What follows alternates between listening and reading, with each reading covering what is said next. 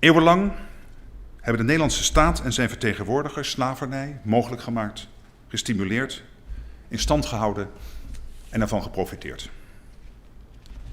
Eeuwenlang zijn in naam van de Nederlandse staat mensen tot handelswaar gemaakt, uitgebuit en mishandeld.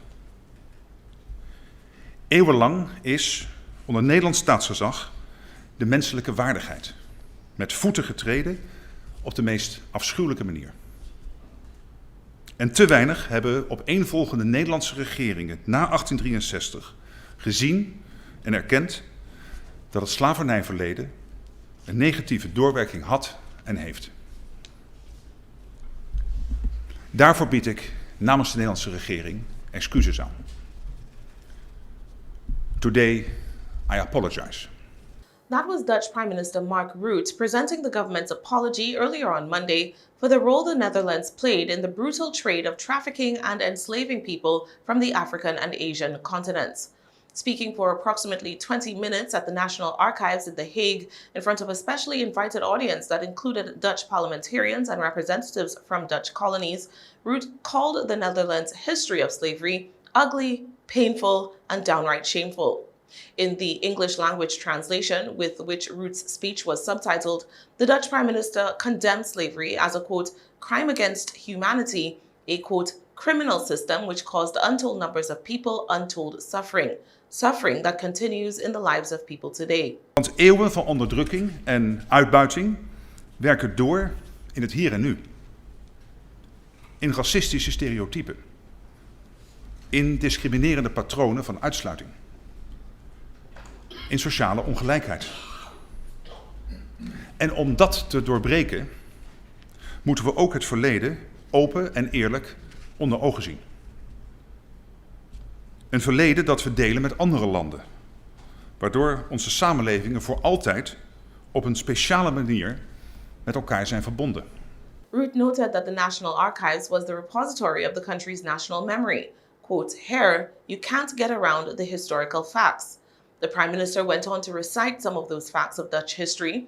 Over 600,000 African men, women, and children enslaved and abducted to the Americas by 1814, transported in deplorable conditions by Dutch slave traders, and deposited in Suriname, Curaçao, the Dutch Virgin Islands, St. Eustatius, and other Dutch possessions in the region. Rutte noted that the trafficking of human beings often occurred under the imprimatur of the state in the form of the Dutch West India Company.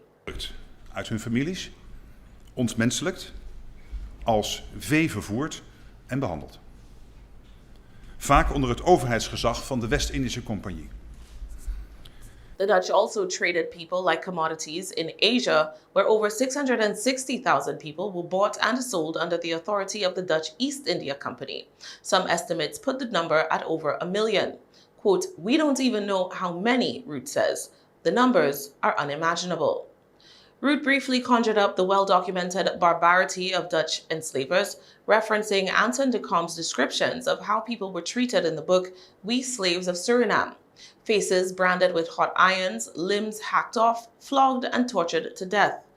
The Prime Minister contrasted those vivid horrors with the records that were kept in the administrative system established when slavery was ended. Calling the records, quote, dry and concise, businesslike and systematic, Rutte said their anodyne nature made them, quote, all the more shocking because they underline the absurdity of a system in which one human being makes a being commodity of another. Zo onmenselijk en onrechtvaardig dat in 1863 niet de tot slaaf gemaakten financieel werden gecompenseerd door de staat, maar de slaven-eigenaren.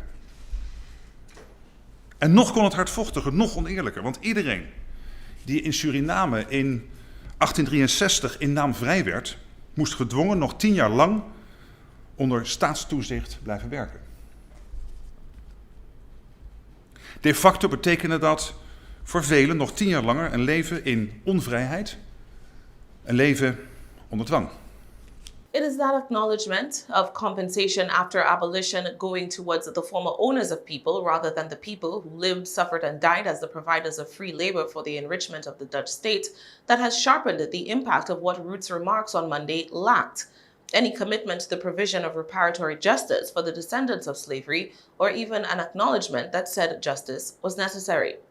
Instead, Rutte promised funding for, quote, social initiatives throughout the kingdom and in Suriname so that the impact of the history of slavery is given the visibility, attention, and action that is needed. The Prime Minister also noted that the Netherlands was moving through a process that had three key words: acknowledgement, apology, and recovery. A crucial piece of that process was a report published last July by the Slavery History Dialogue Group called Chains of the Past. That report, according to Rutte, contains, quote, a number of hard-hitting conclusions and clear recommendations. The government's official response, the Prime Minister said, sent to the House of Representatives on Monday as well, embraces the, quote, analysis and conclusions of the dialogue group. The Dutch government's apology, Rutte said, would be echoed by government representatives in Suriname, Curaçao, Aruba, Bonaire, St. Martin, Saba, and St. Eustatius. This apology marks another step along the way to the 150th anniversary of the end of slavery in the Netherlands, 1st July 2023. On that day, King Willem-Alexander of the Netherlands will participate in the ceremony to mark the milestone date, the Prime Minister said, signaling the intention of the Dutch state not to, quote, close the book on the past and leave it behind us, according to Rutte, but to, quote, find a way forward together. We not only share a past, we share a future too. What that future looks like in terms of attempting to repair the harms visited upon millions of people by the Dutch state remains to be seen.